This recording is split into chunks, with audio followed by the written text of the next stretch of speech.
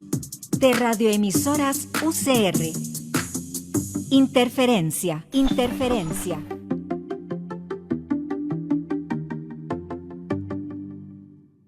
Hola, ¿qué tal? Buenas noches. Gracias por sintonizar a las 6 en punto, 6:30, las radioemisoras de la Universidad de Costa Rica y esta plataforma periodística Interferencia.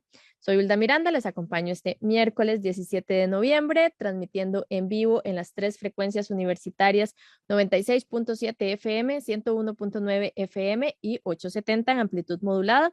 También estamos en el sitio web radios.ucr.ac.cr y en los perfiles de Facebook de las radioemisoras y en el de Interferencia. Ruta Electoral. Las voces en la política. Hoy es una noche más en que dedicaremos el espacio, casi el programa completo de Interferencia, a nuestra sección de Ruta Electoral, en la cual hemos ido escuchando las distintas voces que participan en esta campaña, en la carrera por la presidencia de la República. Hoy me acompaña una de esas personas. Antes, muy brevemente, les cuento que los 6 alcaldes que habían sido detenidos por el caso llamado Diamante quedaron en libertad este miércoles, aunque la audiencia de medidas cautelares no ha finalizado. La Fiscalía no pidió prisión preventiva contra estas 6 personas, por lo cual hoy fueron puestas en libertad. Estos alcaldes son Johnny Araya, Mario Redondo, Humberto Soto, Alfredo Córdoba, Alberto Cole y Arnoldo Barahona. Para otras 5 personas también se les dejó en libertad y solo para un gerente de la empresa MECO la Fiscalía pidió prisión preventiva, por lo que él todavía se encuentra detenido. Ahora sí, les presento a el invitado de la noche de hoy. Él es Eliezer Feinstein, aunque le gusta, creo, ser más conocido como Eli. En su campaña así se ha presentado. Es economista, administrador, ha ocupado cargos en la función pública y también ha sido consultor para empresas y organizaciones. Hoy es candidato a presidente y a diputado también con doble postulación por el Partido Liberal Progresista. Buenas noches, ¿cómo le va? Don Eli, bienvenido a Interferencia. Buenas noches, Hulda. Muchísimas gracias por la invitación y por el espacio. Para mí es un placer estar aquí en Interferencia con usted y en todas las emisoras de la UCR. Muchas gracias. Le agrego esa pregunta de cómo está, si se siente un poco aliviado de que no existe ya aquella breve coalición que empezó a formar usted con don Mario Redondo, ahora que es uno de los alcaldes que fue detenido por presuntos hechos de corrupción. ¿Cómo tomó esta noticia, don Eli, pensando en que en que si se hubiesen dado un poco distintas las cosas, estarían ahorita en la misma agrupación política? Bueno, decir que aliviado no sería correcto porque la verdad es que en el aspecto humano de uno está profundamente apenado, como costarricense profundamente preocupado por los casos que han estado saliendo a la luz pública en los últimos meses, ¿verdad? Que denotan una descomposición generalizada de la situación en Costa Rica, con la corrupción, con la penetración del narcotráfico, con el hecho de que la obra pública en este país se triplican los costos y nadie se da cuenta, la Contraloría está pintada en la pared. Pero bueno, ciertamente el Partido Liberal Progresista demostró ser un partido diferente a los demás. Nosotros, ante los primeros indicios de la posibilidad de que hubieran hechos incorrectos, decidimos separarnos y tomar nuestro propio camino, a diferencia de otros partidos políticos que parecieran ser la guarida de Alibaba, ¿verdad? Sí, el antecedente es el caso Cochinilla, donde ya a raíz de algunas intervenciones había salido mencionado el caso de don Mario Redondo. Em, cuando anunciamos este programa, algunas en nuestras redes sociales, una persona me escribió y me dice, uno entiende que el partido de Eli Feinstein es liberal, que apuesta por un Estado más pequeño, menos impuestos, pero ¿cuál es la parte progresista del partido? Y pienso que podemos tomar la pregunta de esa persona para entrar en la conversación. ¿Por qué este nombre liberal progresista que en ocasiones incluso se han visto un poco como contrarios más bien? Bueno, en las últimas décadas el término progresista se ha prostituido y se ha convertido en un sinónimo de ideas de izquierda, cuando lo cierto es que las políticas económicas y sociales de la izquierda, sobre todo la izquierda más extrema, tienden a ser más bien regresivas, tienden a provocar pobreza, tienden a derivar en descomposición, como en Venezuela, en Nicaragua, en Cuba, etcétera, ¿verdad? Entonces, pero ser liberal a carta cabal es ser liberal progresista. Nosotros defendemos las libertades de las personas en todos los ámbitos, en el ámbito económico, en el ámbito político, en el ámbito personal, individual, social, ¿verdad? Pero además también entendiendo que el progresismo en sus orígenes es una filosofía política que lo que busca es el progreso de las personas por medio del respeto al Estado de Derecho. Y entonces no hay nada más liberal que eso. Los liberales creemos en la libertad de las personas para escoger su proyecto de vida, pero también entendemos la necesidad de que haya un marco legal, unas reglas de juego claras y sencillas de cumplir para que las personas dentro de esas reglas del juego se puedan mover libremente. Y eso es precisamente el Estado de Derecho, ¿verdad? Entonces, liberalismo y progresismo son dos caras de una misma moneda. Decía don Federico Malavasi, el candidato del Partido Unión Liberal, donde también está don Otto Guevara, pues que ha sido el líder histórico del movimiento libertario hasta ahora que está en este nuevo partido. Él ha dicho como parte de su campaña que los liberales están en ese partido, en Unión Liberal, en los otros no. Un poco uno entiende obviamente que hace referencia al movimiento libertario y al Partido Liberal Progresista. ¿Qué responde usted ante eso? Yo no tengo espíritu de inquisidor, repartidor de carnets de quién es o quién no es liberal. Hay liberales en varios partidos políticos y no solo en los que llevan el vocablo liberal en el nombre. Hay liberales en la Unidad, hay liberales en Liberación. Y la verdad es que es una pérdida de tiempo andar en esa repartidera de carnets y sobre todo autoerigirse uno en el dictaminador de quién es o quién no es liberal.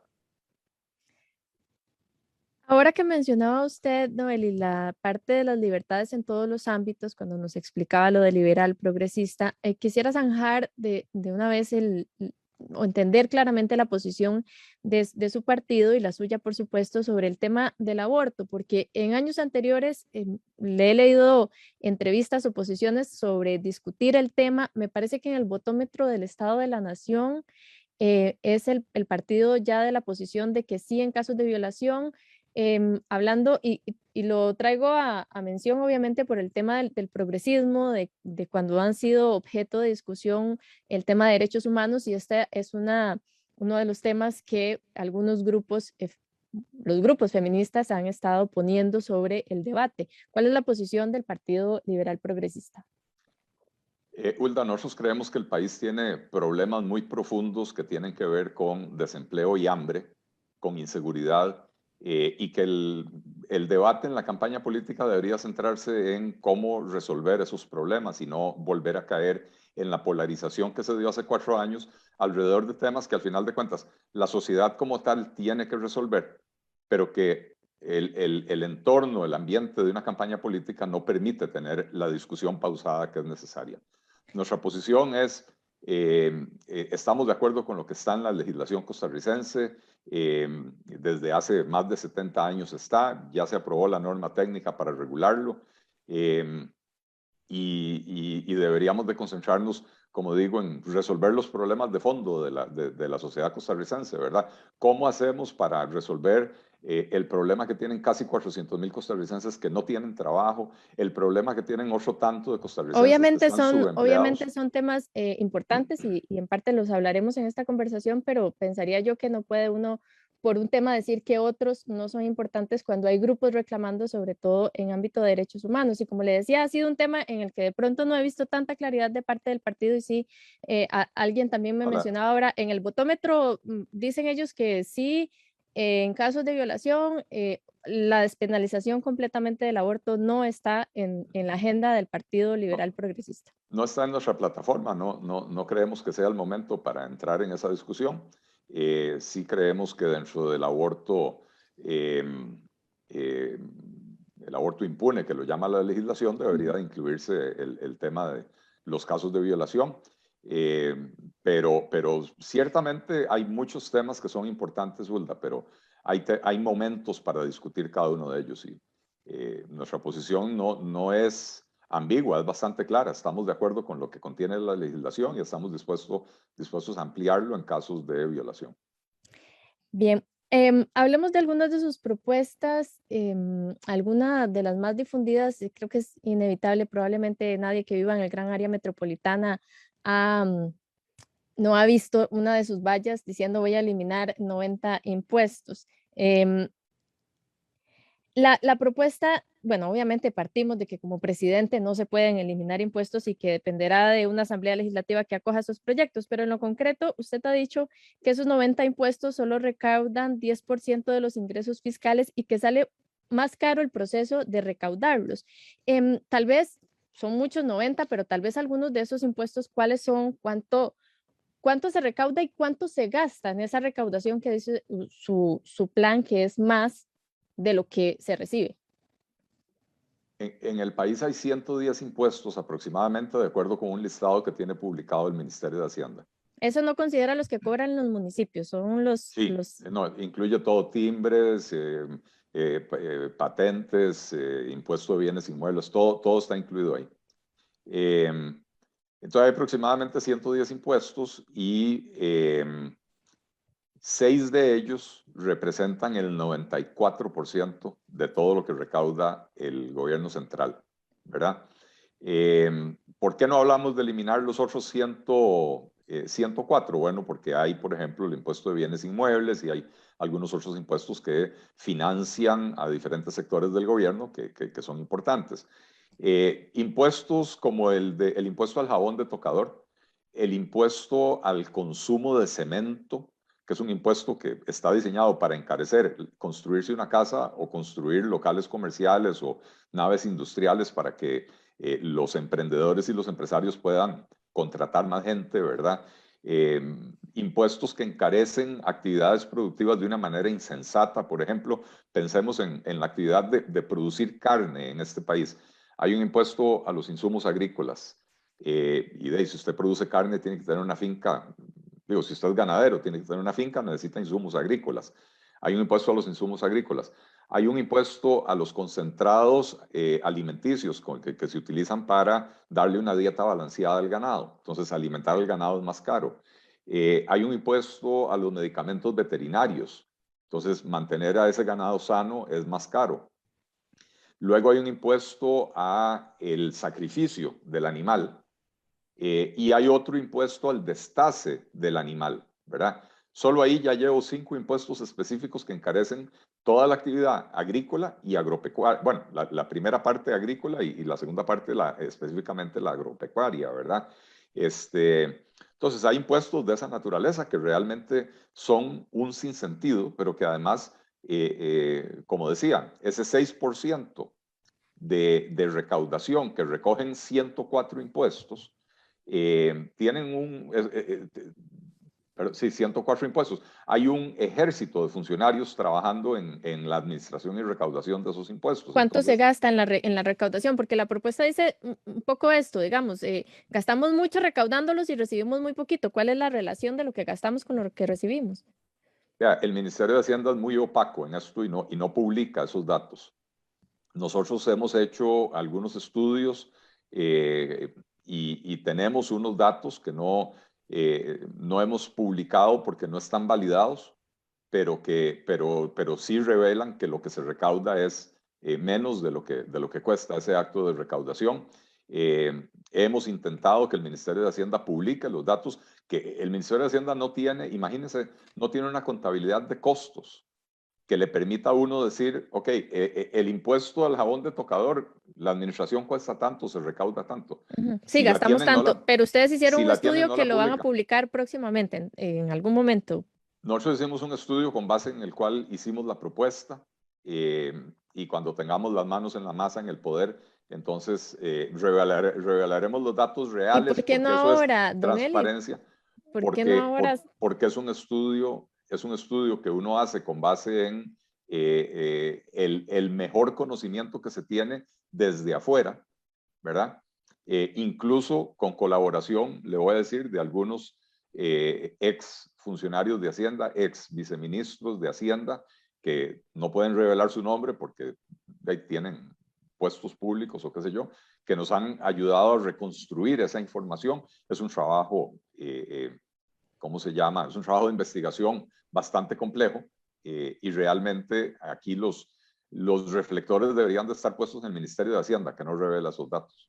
Claro, pero cuando usted lo plantea en su propuesta, obviamente uno dice, bueno, y considerando que usted es economista, obviamente se espera que haga una aseveración de ese tipo con documentación, con los datos que usted Sí, nos sí. dice, ya hicieron el estudio, pero no lo vamos a conocer de momento.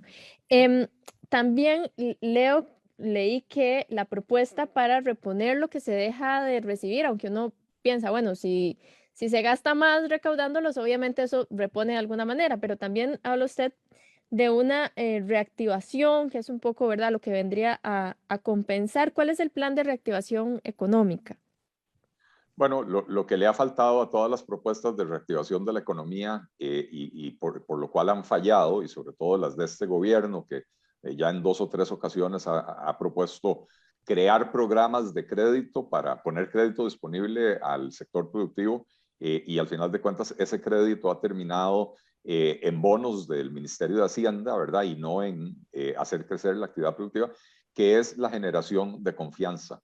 La toma de decisiones y medidas que generen confianza. Entonces, nuestra propuesta se basa en 3 ejes en la parte económica para generar la confianza, que son reducir los costos de producir en Costa Rica, que se nos han disparado, costos como el de electricidad, como el de los combustibles, las tasas de interés, reducir las cargas sociales, que se han convertido en el principal obstáculo a la generación de empleo y la principal razón de tanta informalidad en el país.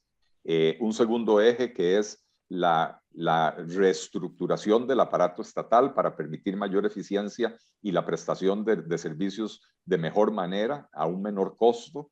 Y el tercer eje es la simplificación tributaria, que va más allá de la eliminación de estos 90 impuestos, porque incluye también la simplificación de impuestos grandes, importantes, como son el IVA y el impuesto de renta, donde hay ¿Cuál es la estudios. propuesta sobre esos 2 impuestos, IVA y renta?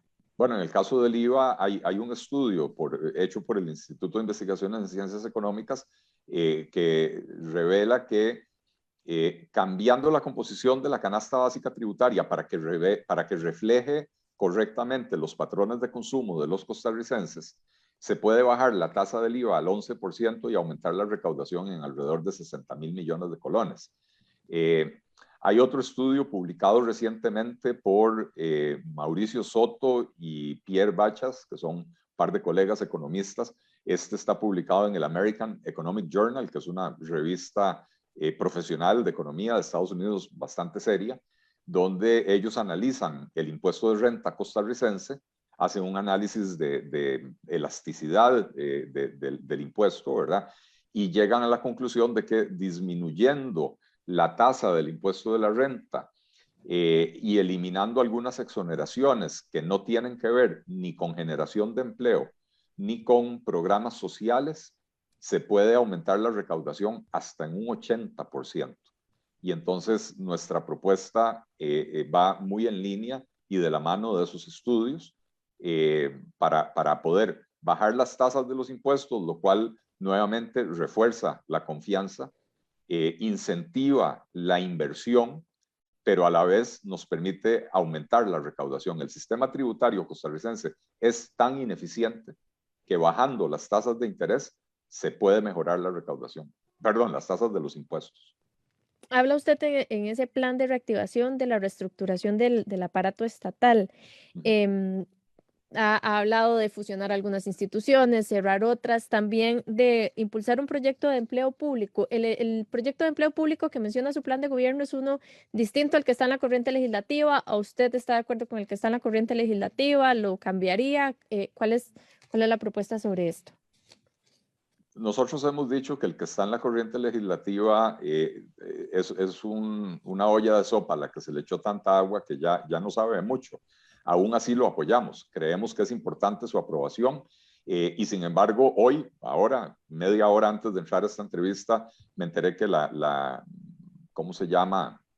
La Corte Plena rechazó ese texto y dijo, bueno, no es que lo rechazó, dijo, a mí no me gusta, así que si lo quieren aprobar necesitan 38 diputados, con lo cual es probable que ese proyecto ya no se apruebe.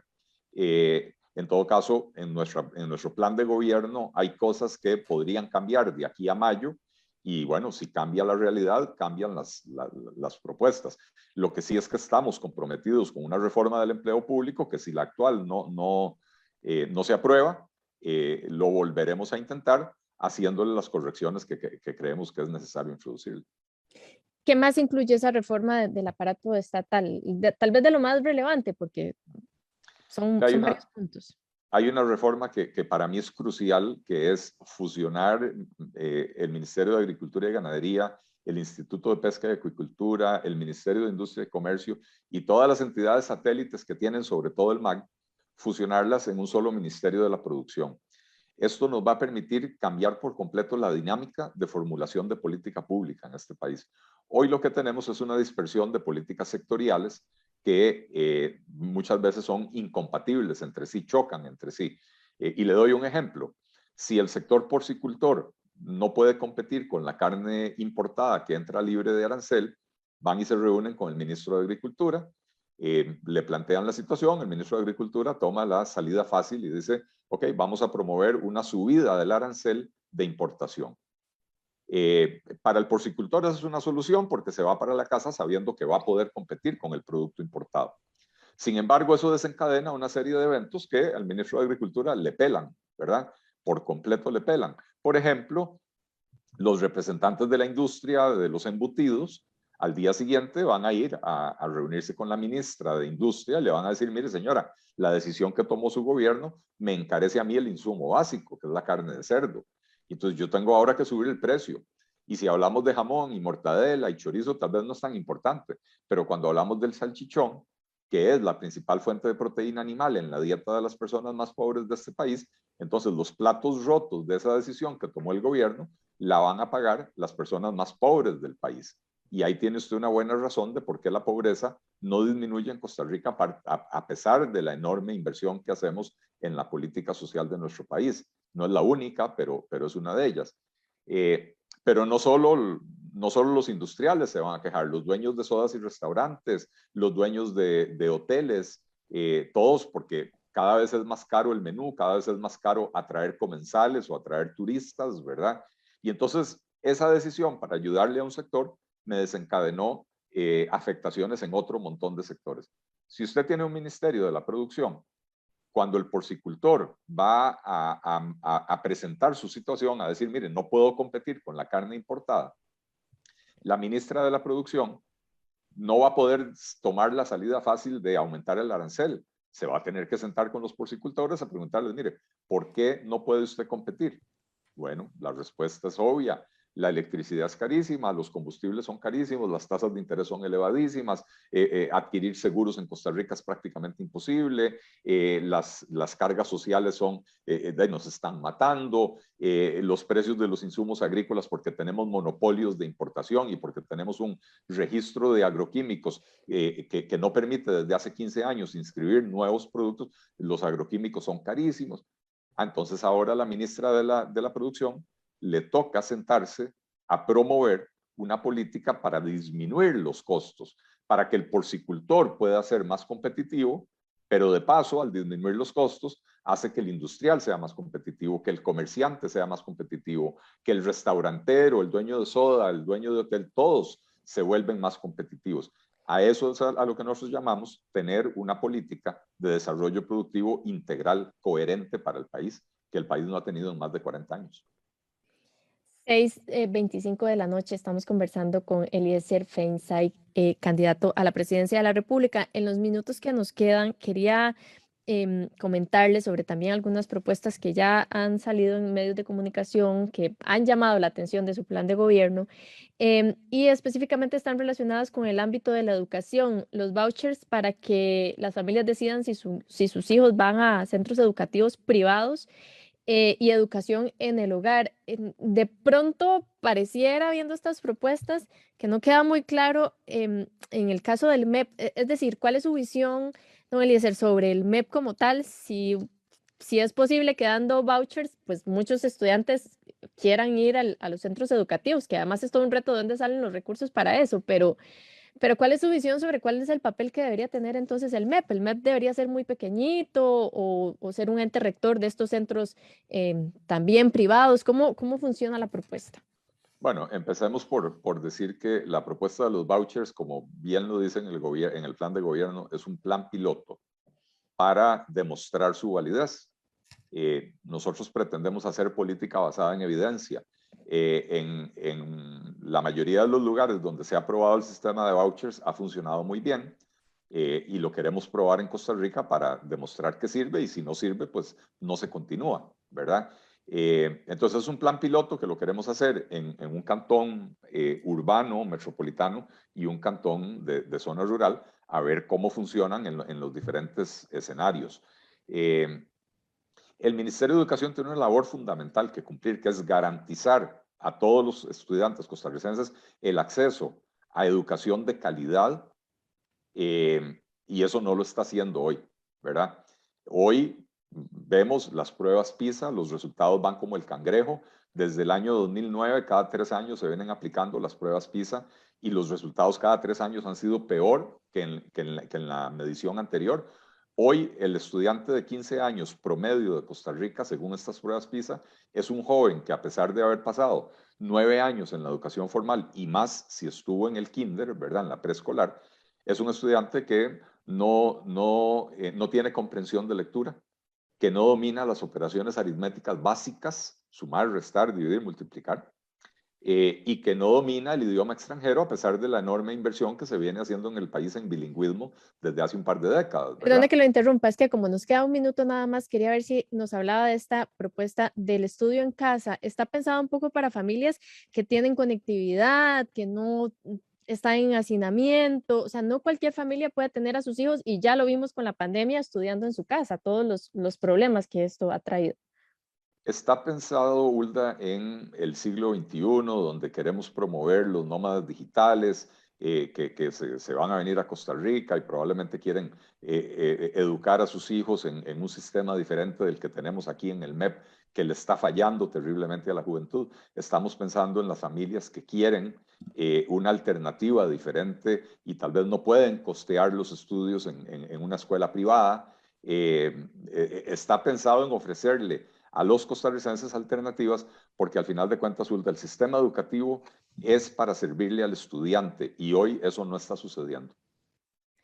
Bueno, ya habíamos conversado fuera de micrófonos que abordaríamos lo que nos alcance, el tiempo se nos ha acabado. Le agradecemos muchísimo a don Eliezer Feinstein, candidato a la presidencia por el Partido Liberal Progresista, a la presidencia de la República y también a diputado. Muchísimas gracias por habernos acompañado. Muchas gracias a usted, Hulda, y muchas gracias a toda la audiencia de Interferencia. Estoy a sus órdenes. Gracias a Víctor Buey en el control técnico, por supuesto a todas y todos ustedes por su sintonía. El programa queda disponible en SoundCloud, en Facebook, en nuestro sitio web radios.ucr.ac.cr. Nos escuchamos mañana. Interferencia. Investigamos, interpretamos y contamos historias. Escúchenos de lunes a viernes a las 6 de la tarde por las radioemisoras de la Universidad de Costa Rica.